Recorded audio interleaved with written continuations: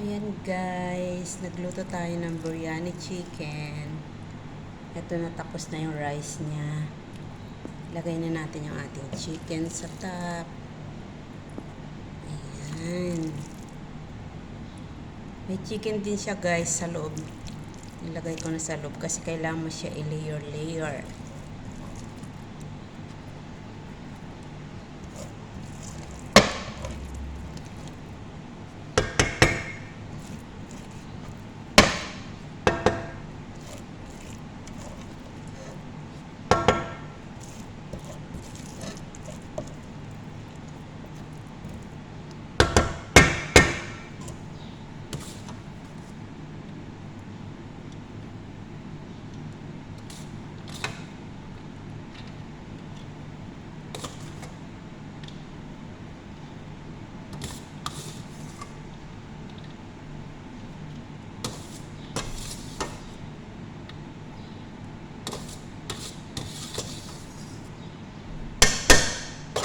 Yan, takpan muna natin siya guys ng around 10 minutes. Then ready na ang ating biryani chicken.